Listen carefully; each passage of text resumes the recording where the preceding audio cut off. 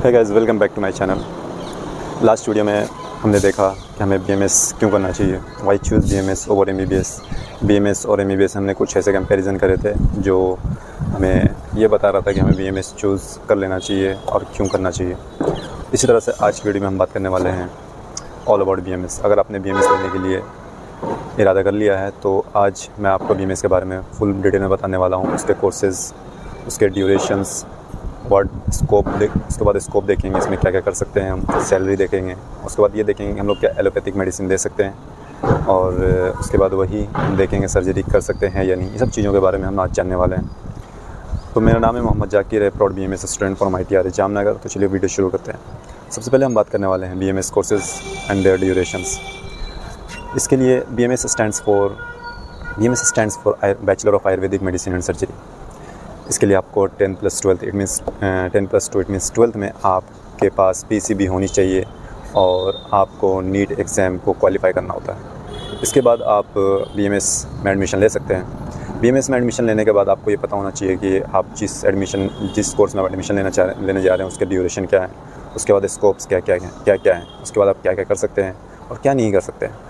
तो करते हैं। BMS stands for bachelor of ayurvedic medicine and surgery. इसका ड्यूरेशन 5.5 ईयर्स का होता है और इसके ड्यूरेशन 5.5 ईयर्स का होता है, जिसमें से आपको 4.5 ईयर्स स्टडी करनी होती है, आपको स्टडी करनी होती है और 1 ईयर की इंटर्नशिप होती है। 4.5 ईयर्स को 3 प्रॉफ में डिवाइड कर दिया गया है, 1.5 years, 1.5 years, 1.5 years, first prof, second prof and third prof. Her prof 1.5 years के होते हैं और हर प्रॉफ में अलग अलग सब्जेक्ट्स होते हैं। फॉर एग्जांपल फर्स्ट प्रॉफ की बात करें, फर्स्ट प्रॉफ में टोटल 5 सब्जेक्ट्स पढ़ने को मिलते हैं। फर्स्ट आता है संस्कृत। आप सोच रहे होंगे कि संस्कृत क्यों भाई, संस्कृत क्या जरूरी है, संस्कृत में क्या, संस्कृत सीख के क्या करना। मैं भी एक कन्फ्यूज़न में था यार, संस्कृत भर दिया पूरा, कुछ समझ में तो आता ही नहीं। लेकिन संस्कृत इसलिए इसमें है, फर्स्ट प्रॉफ में संस्कृत एक अलग ही सब्जेक्ट बना के दिया गया ताकि आप संस्कृत सीख पाएँ, समझ पाएँ, क्योंकि आप बिना संस्कृत के आयुर्वेद में अच्छा नहीं कर सकते। क्योंकि जितनी बुक आयुर्वेद की मिलेंगी आपको, सब में आपको श्लोक देखने को मिलने वाला है और वो जो श्लोक होंगे वो संस्कृत में होंगे, और जब तक आपको संस्कृत नहीं आएगा आप श्लोक नहीं समझ पाओगे, और जब श्लोक नहीं समझ पाओगे तो आप आयुर्वेदिक बुक नहीं समझ पाओगे, और जब आयुर्वेदिक बुक नहीं समझ पाओगे तो आप ट्रीटमेंट करने का तरीका नहीं समझ पाओगे। तो आयुर्वेद में संस्कृत कंपलसरी है, आपको आना चाहिए। नहीं आता तो भी कोई फ़र्क नहीं पड़ता, आपको फर्स्ट प्रॉफ में संस्कृत पढ़ाई जाती है 1.5 ईयर्स के लिए। तो फर्स्ट सब्जेक्ट हो गया अपना संस्कृत, और सेकंड सब्जेक्ट से अपना द्रव्य पदार्थ विज्ञान जिसको बोलते हैं, सेकंड सब्जेक्ट है पदार्थ विज्ञान। थर्ड सब्जेक्ट हो गया रचना शरीर। रचना शरीर मतलब इसको इंग्लिश में बोलते हैं अनाटमी। इसमें 2 चीज़ होती है, इसमें मॉडर्न भी पढ़नी होती है और आयुर्वेदिक पोर्शन भी पढ़ने होते हैं, मतलब दोनों ही पढ़ने होते हैं इसमें आयुर्वेद में। और फोर्थ सब्जेक्ट से अपना क्रिया शरीर जिसको फिजियोलॉजी बोलते हैं, इसमें भी दोनों पढ़ने होते हैं, Ayurvedic plus modern. Last subject होता है अपना संहिता। संहिता में कौन से आ जाते हैं, संहिता में 2 बुक आ जाती है, चरक संहिता और अष्टांग हृदय। चरक संहिता में कुछ चैप्टर पढ़ने होते हैं, 12-13 चैप्टर पढ़ने होते हैं। अष्टांग हृदय के भी 16-17 चैप्टर पढ़ने होते हैं। टोटल पढ़ने नहीं होते क्योंकि ये बहुत बड़ी बुक है, बहुत मोटी बुक है, और इसको first prof, second prof, third prof में करके इसको 3 पार्ट में डिवाइड कर दिया गया है ताकि आप धीरे धीरे इसको पूरा कर पाएँ। तो फर्स्ट प्रॉफ में कम ही चैप्टर पढ़ने होते हैं संहिता के। तो इस तरह से टोटल 5 सब्जेक्ट्स होते हैं। अब सेकंड प्रॉफ की बात करें, सेकंड प्रॉफ भी 1.5 ईयर्स का होता है, जिसमें से आपको क्या क्या पढ़ना होता है, द्रव्य गुण पढ़ना होता है, रसशास्त्र पढ़ना होता है, रोग निदान पढ़ना होता है, स्वस्थ वृत्त पढ़नी होती है, संहिता पढ़नी होती है, ये सब चीज़ें पढ़नी होती है। इसी तरह से आप थर्ड प्रॉफ में जाते हो तो आपको काय चिकित्सा पढ़ना होगा, पंचकर्मा के बारे में पढ़ना होगा, पीडियाट्रिक्स के बारे में पढ़ना होगा, स्त्री रोग के बारे में आपको जानकारी मिलती है। ये सब चीज़ों के बारे में आपको पढ़ना पड़ता है। आप थर्ड प्रॉफ कर लेते हो, उसके बाद 1 साल की इंटर्नशिप होती है। इंटर्नशिप में 6 महीने आपको मॉडर्न की इंटर्नशिप करनी होगी और 6 महीने आपको आयुर्वेदिक इंटर्नशिप करनी होगी। आप BMS UG आपका कंप्लीट हो जाता है। अब उसके बाद आप क्या क्या कर सकते हो, what can we do after BMS UG। BMS UG के बाद आपके पास 2 ऑप्शन होते हैं। फर्स्ट ऑप्शन होता है या तो आप कोई जॉब करो, या तो आप फर्दर स्टडीज़ के लिए आप PG का एग्ज़ाम दो। अगर आप जॉब करना चाहते हैं, सबसे पहले हम बात करने वाले हैं जॉब करने के लिए। अगर आप जॉब करना चाहते हैं तो अपना क्लिनिक खोल सकते हैं, कोई प्रॉब्लम नहीं है। अपना क्लिनिक खोल के अपना किसी हॉस्पिटल में काम भी कर सकते हैं। उसमें सैलरी आपके ऊपर डिपेंड करती है कि आप किस तरह से पेशेंट से डील करते हो, किस तरह से उसका इलाज करते हो। अगर आप अच्छे तरीके से पेशेंट को डील करते हो, अच्छे तरीके से उसके ट्रीटमेंट करते हो, तो आपकी सैलरी तो बूम होने वाली है बिल्कुल। धीरे धीरे जैसे जैसे आप एक्सपीरियंस्ड हो गए, लोग आपको जानेंगे, आपकी सैलरी बढ़ती जाएगी। ये तो कॉमन सी बात है। और गवर्नमेंट हॉस्पिटल में 40-45 से 30-40-45 से ज़्यादा नहीं मिलता UG वालों को। अगर आप हायर सैलरी चाहते हो तो PG आपको करनी होती है। ये तो अपना हॉस्पिटल के बारे में, क्लिनिक के बारे में, अपना क्लिनिक अपना हॉस्पिटल बना सकते हो। उसके बाद आप क्या कर सकते हो, उसके बाद आप AMO के एग्ज़ाम दे सकते हो। आयुर्वेदिक मेडिकल ऑफिसर्स होते हैं, और या फिर आपको कोई सिविल सर्विस में जाना तो आप यूपीएससी कर सकते हो, स्टेट पीएससी कर सकते हो, स्टेट पब्लिक सर्विस कमीशन जो होता है, ये आपके सारे एग्ज़ाम आप दे सकते हो। दे करके आप इसमें अच्छे जॉब पे, अच्छे पोस्ट पे जा सकते हो। अगर आपको ये भी नहीं करना तो आप टीचिंग कर सकते हो, क्योंकि आप ग्रेजुएट हो चुके होते हो, आप कहीं भी टीचिंग कर सकते हो। अगर आपको ये भी नहीं करनी तो अब भी और भी बहुत सारी चीज़ें हैं जो आप कर सकते हो। अगर आपको फर्दर स्टडीज़ करनी है तो आपको पीजी के एग्ज़ाम देना होगा। ये जो होता है AIA PGET एग्ज़ाम होता है, जो पोस्ट ग्रेजुएशन के लिए एग्ज़ाम होता है। जैसे नीट यूजी के लिए, जैसे यूजी के लिए हम लोग नीट यूजी देते हैं, इसी तरह MBBS की बात करो, नीट यूजी देनी पड़ती है, फिर नीट PG देनी पड़ती है। इस तरह से इसमें पोस्ट ग्रेजुएशन के लिए AIA PGET की एग्ज़ाम देनी होती है।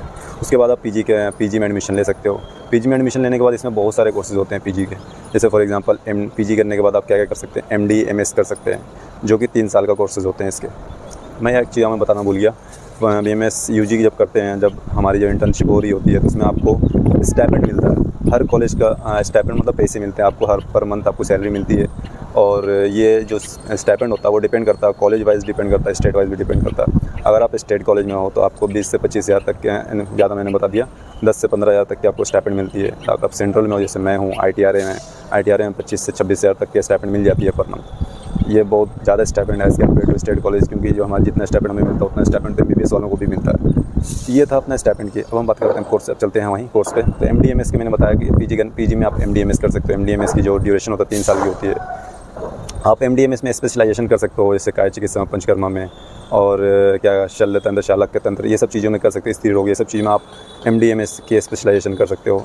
इसकी सैलरी की बात करें तो 50-60 प्लस होती है। वो डिपेंड करता है college wise, state wise depend करने वाला है। तो बहुत मतलब अगर एनुअली देखें तो लाखों में होने वाला है। फिर MD MS आपको नहीं करना तो MSc कर सकते हो। MSc in clinical research, psychology, nutrition, ये सब चीज़ों में कर सकते हो। और आपको ये भी नहीं करनी, सबकी सैलरी बता रहा हूँ मैं, 50-60 प्लस होने वाली है। सैलरी में कोई कमी नहीं है। आप आराम से आओ और करो पीजी। सैलरी बहुत अच्छी है, 19-20 का फ़र्क होता है MBBS और BMS में, डिपेंड करता है कॉलेज वाइज। फिर MSc भी नहीं करनी, आप MBA कर सकते हो। MBA मतलब मैनेजमेंट कोर्स होता है, in hospital in health care management की है, MBA कर सकते हो। अगर आप अब्रॉड जाना चाहते हो तो MPH कर सकते हो, master of public health. MPH करने के बाद ये सारे जो कोर्सेज़ है 2-2 साल की होती है, और MD MS 3 साल की होती है, MPH भी 2 साल की होती है। इसका स्कोप क्या क्या है, अगर आप अब्रॉड जाना चाहते हो तो MPH आपके लिए बेस्ट ऑप्शन हो सकता है, क्योंकि MPH में आप ये करने के बाद आप UNICEF, WHO, ये सब चीज़ों में आप अपना काम कर सकते हो। MBA करने के बाद बताया मैनेजमेंट में आप हॉस्पिटल एडमिन बन सकते हो, सब चीज़ें आप कर सकते हो। MD बताया, MSc बताया, MBA बताया मैंने आपको, MPH बताया, ये सब सारे स्कोप PG कोर्सेज़ हैं। ये सब आप कर सकते हो। आप टीचिंग कर सकते हो आफ्टर PG, बहुत अच्छे आप लेक्चरर बन सकते हो। HOD वाली सब चीज़ें होती है, बहुत सैलरी लाखों में होती है महीने की, और ITR में तो लाखों में है। HOD ये सब चीज़ों सैलरी, यहाँ प्रोफेसर की ये सब जो होते हैं हमारे जो पढ़ाते हैं टीचर्स, उनकी सैलरी लाखों में होती है। तो पैसों की कोई कमी नहीं होने वाली है। ये था अपना ये टोटल BMS UG कोर्सेज़ के बारे में बताया, PG और UG की। और हम क्या क्या कर सकते हैं, और आपने थंबनेल में देखा होगा सैलरी की तो बात 50-60 प्लस सबकी होती है, सभी पैसों की कोई कमी नहीं होती है। बात करते हैं हम उसकी, क्या हम एलोपैथिक मेडिसिन दे सकते हैं? हाँ, दे सकते हैं। कुछ स्टेट वाइज डिपेंड करता है, जैसे हो गया असम, महाराष्ट्र हो गए, ये सब में आप आसानी से आप यहाँ पे प्रिस्क्राइब कर सकते हो एलोपैथिक मेडिसिन। लेकिन अगर आप दूसरे स्टेट में जहाँ पे अलाउ नहीं है वहाँ पे अगर करना चाहते हो तो उसके लिए आपको स्पेशलाइजेशन करना होता है। फिर उसके बाद स्टेट काउंसिल में आपको रजिस्ट्री करनी होती है, उसके बाद आप प्रिस्क्राइब कर सकते हो एलोपैथिक मेडिसिन। तो हाँ, मैं ये बोलूँगा, हाँ, आप एलोपैथिक मेडिसिन प्रिस्क्राइब कर सकते हो, दे सकते हो। अगर कहीं पे अलाउ है तो कोई अच्छी बात है, अगर किसी स्टेट में अलाउ नहीं है तो आप भी स्पेशलाइजेशन करके, यानी MD MS ये सब करके आप प्रिस्क्राइब कर सकते हो। अब हम किसकी बात करने वाले, सैलरी की बात हो गई एलोपैथिक। हाँ, इसमें सर्जरी कर सकते हैं या नहीं? सर्जरी भी कर सकते हैं आप, इसमें लिमिटेड सर्जरी है BMS में। अगर आप PG कर लेते हो, स्पेशलाइजेशन कर लेते हो तो और अच्छी बात है, इसमें आप अच्छे से कर सकते हो। तो यही था आज का हमारा वीडियो ऑल अबाउट BMS। अगर आपको वीडियो अच्छी लगी हो तो वीडियो को लाइक और चैनल को सब्सक्राइब करना ना भूलें। तो मिलते हैं नेक्स्ट वीडियो में।